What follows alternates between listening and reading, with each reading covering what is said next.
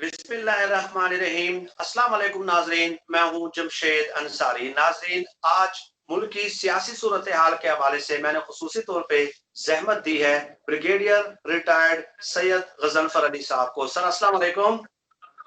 वालेकुम अस्सलाम। सर बहुत शुक्रिया, आपने वक्त निकाला। सर एक सीनियर सहाफ़ी हैं जिनका ये ज़ोम है और दावा है कि वो बहुत सीनियर सहाफ़ी हैं। उन्होंने गुज़श्ता दिनों एक अजीब व गरीब दावा कर दिया, और वो ये कि रियासती और सिक्योरिटी इदारे अपोजिशन को बिलअमूम और नून लीग को बिलखुसूस एनआरओ देने के लिए तैयार हैं, लेकिन इस रास्ते में सबसे बड़ी रुकावट वजीर आजम इमरान खान है ना सर। उनके जो विलाग का खुलासा और जिस्ट यही था, मकसद यही था कि वो एक रिफ्ट जो है वो क्रिएट करना चाह रहे थे पाकिस्तान के वजीर आजम के दरमियान और रियासती और सिक्योरिटी इदारों के दरमियान। तो आपके पास सर इस हवाले से क्या इतलात है और आपका इस हवाले से क्या तज्जिया है सर? बहुत बहुत शुक्रिया जमशेद साहब। जो आपने बात की, आप उसको जिस अंदाज में या जिस पैराए में बयान कर रहे हैं, बिल्कुल वो पैराया ठीक है कि एक रिफ्ट पैदा करने की कोशिश की जा रही है या कोशिश की गई है इस तरीक़े कार में। एक तो इसमें यह कि जो इसमें जो पाकिस्तान की जो सूरत हाल है उसमें आप देख रहे हैं कि एक पॉलिटिकल कन्फ्रंटेशन का माहौल है जिसको पाकिस्तान डिस्ट्रक्टिव मूवमेंट जो है उसने जनरेट किया हुआ। उसके अंदर जो पार्टियां हैं वो सारी, उनको आप अपोजिशन की पार्टियां तो कह नहीं सकते, क्योंकि उनमें एक पार्टी ऐसी भी शामिल है जो इस वक्त फेडरल प्रोविंशियल गवर्नमेंट में जिसकी हुकूमत है, और वो है पाकिस्तान पीपल्स पार्टी।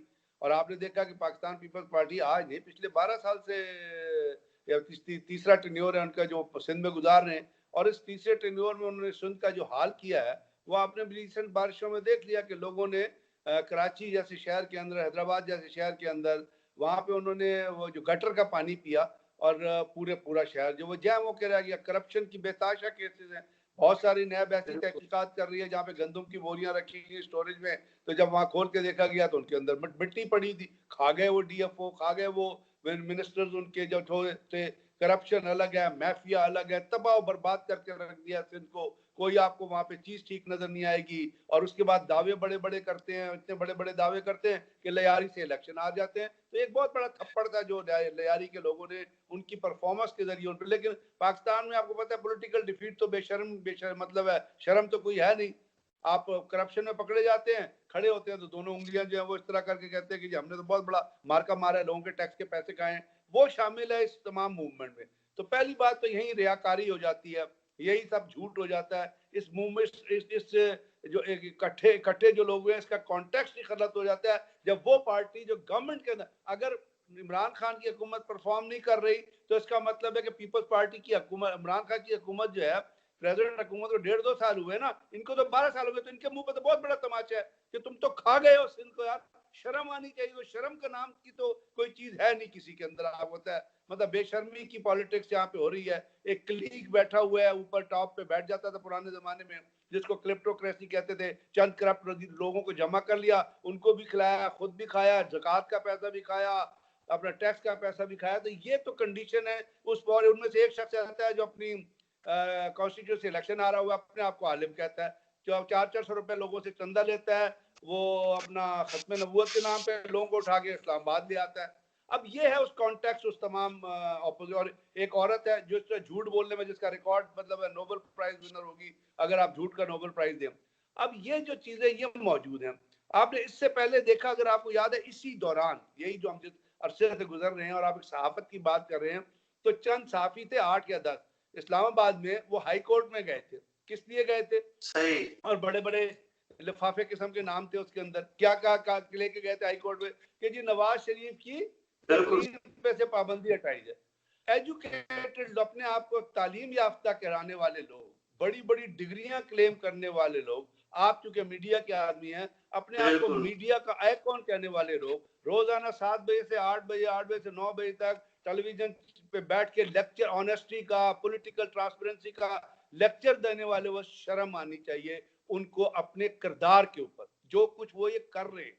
अगर आप नवाज जैसे करप्ट आदमी को, कन्विक्ट को, चोर को, डाकू को, जो पाकिस्तान के लोगों के टैक्स का पैसा खा के भागा है, अपना लंदन में, और लंदन के अखबारों में इन्हीं सहाफी, इसी किस्म के मतलब वहाँ के जो सहाफी हैं जो ऑनेस्ट है, उन्होंने खबरें लगाई उसके बारे में। और आपको पता है पिछले एक खबर छपी थी जिसमें पूरे फुल पेज की खबर थी, उसके ऊपर नवाज शरीफ की फोटो थी, हुसैन नवाज की, हसन नवाज जो दो गोगलू हैं उनकी तस्वीरें थी, और ऊपर लिखा हुआ था पेंथ हाउस पैंथर। पैंथर का क्या मतलब होता है जमशेद साहब? नकब लगाने वाला। बाहर उसको नकब लगाने वाला कहते हैं। अभी स्टीफन सकर ने इंटरव्यू किया उसका, वो चोर का, वो साहब डार जो है, उसने क्या उससे पूछा, क्या उसने कहा यू आर हिपोक्रेट, अगर तुम्हारे ख्याल मुकदमात हैं तो जाओ जाके फेस करो पाकिस्तान के अंदर, तुम तो रियाकारी कर रहे हो। उसने कहा कि Nawaz Sharif is a convicted criminal. क्या कहा? Nawaz Sharif is a convicted criminal जो इलाज के नाम पे भाग के लंदन है।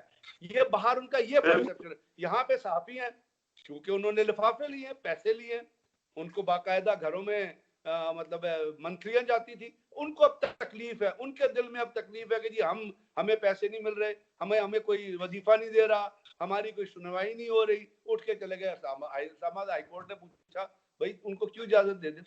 इसका तो मतलब है कि लाहौर जेल में जितने कैदी पड़े हैं उनके कल इंटरव्यू आप जाके कीजिए, जितने जेलों में लोग पड़े हैं कत्ल करने वालों उनका इंटरव्यू कीजिए, उनको भी छोड़ दी। ये क्या ऑनेस्टी है? आप मुझे बताएं। मैं अपनी बात नहीं करता, एक आप स्टैंडर्ड पे ऑनेस्ट रूल के ऊपर आप कंसीडर कर लें, आप एक बेसिक बेस लाइन बना लें कि जी क्या एक कन्विक्टेड क्रिमिनल को, एक ऐसे शख्स को जिसको सुप्रीम कोर्ट ऑफ पाकिस्तान जो एक बहुत ही काबिल एतमाद और बहुत ही बावकार अदालत है, वो ये कहे कि ये माफिया है, वो ये कहे सिसिलियन माफिया का हिस्सा है नवाज शरीफ, वो ये कहे गॉड फादर है, उसको आप कहते हैं गॉड फादर। तो गॉड फादर इसी किस्म के लोगों के होते हैं ना, जो जाके अपना हाई कोर्ट में रिट दायर, इसी किस्म के लोगों के गॉड, इसी किस्म के क्रिमिनल माइंडेड लोग होते हैं जिनके गॉड फादर होते हैं, उनको वो छुड़वाने की कोशिश करते हैं। अब यही एक अटेम्प्ट इस तरह हो रही है, क्योंकि ये पहले अटेम्प्ट की गई, अब ये दूसरी अटेम्प्ट, वो नहीं कहा, अब ये दूसरी चीज शुरू कर दी गई है कि जी एनआरओ मतलब किस तरह दे सकते हैं,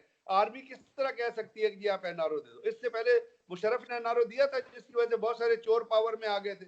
मुशर्रफ ने अपनी जात को बचाने के लिए इतना पाकिस्तान को इतना नुकसान पहुंचाया, जनरल मुशर्रफ ने इतना पाकिस्तान को धचका लगाया, इतना पाकिस्तान को तबाह किया, चोरों को डाकुओं को एनआरओ देके, जो आज आप रोल कर रहे हैं, रूल कर रहे हैं और प्रेसिडेंट तक रह के चले गए, अदरवाइज शायद वो इस पोजीशन में ना होते। तो अब दोबारा आप एक ऐसे क्रिमिनल को एनआरओ देंगे और फौज कहेगी कि एनआरओ दो। तो ये एक, और इमरान खान तो 1000 दफा कह चुका है कि उसने तो कहा कि मेरी हुकूमत चले जाए मैं एनआरओ नहीं दूंगा। अब जब इमरान खान ये कह रहा है, जो प्राइम मिनिस्टर ऑफ पाकिस्तान है, तो उसको किस तरह फौज मजबूर करेगी या एस्टेब्लिशमेंट मजबूर करेगी कि आप एनआरओ दे दे? आप उनकी कनपट्टी पे वो गन रख के कहेंगे कि जी एनआरओ दे दो? तो ये चीजें जो होती है घर में बैठ के जो कंकॉर्टेड स्टोरीज मेरा ख्याल बनाई जाती है, मैं जब मतलब मैं किसी ऐसी चीज का मुझे खबर नहीं है जहाँ पे कोई ऐसी एफर्ट हो रही हो गए चोरों को एनआरओ दो, डाकुओं को एनआरओ दो, झूठों को एनआरओ दो, लायर्स को एनआरओ दो, करप्ट लोगों को एनआरओ दो। तो मेरा तो ख्याल ऐसी कोई चीज नहीं हो रही है और होनी भी नहीं चाहिए। अल्लाह करे ये अपने अंजाम को पहुंचे। मैं दुआ करता हूँ कि जिन लोगों ने, जिसी ने भी पाकिस्तान का पैसा खाया, irrespective of the political affiliation या governmental affiliation, irrespective of status, या वो गवर्नमेंट का है या वो कोई है, जो शख्स इस मुल्क के टैक्स का पैसा चोरी करे, जो गरीब आदमी देता है, जब पेंडेमिक आता है तो गरीब आदमी सफर करता है, उसको ऑक्सीजन नहीं मिलती है, उसको ट्रीटमेंट नहीं मिलती है, वहां पे इन्फ्लेशन होती है, जब आपकी करप्शन होती है तो इन्फ्लेशन आती है रिजल्टेंटली। तो कोई भी हो उसको उसको तो ही should be taken to the task, उसको सजा मिलनी चाहिए। और आई विश कि हमारी जो अकाउंटेबिलिटी कोर्ट्स हैं वो मेरिट के ऊपर, पर्सनल एफिलिएशन मैं नहीं कह रहा, या कोई पर्सनल एनिमोसिटी कि मैं किसी को नहीं पसंद करता तो उसको सजा दे दी जाए। मेरिट के ऊपर वो लोग जिन्होंने करप्शन किया they should reach their fate और उनको सख्त से सख्त सजाएं मिले। और ये एनआरओ शेनआरओ के कॉन्सेप्ट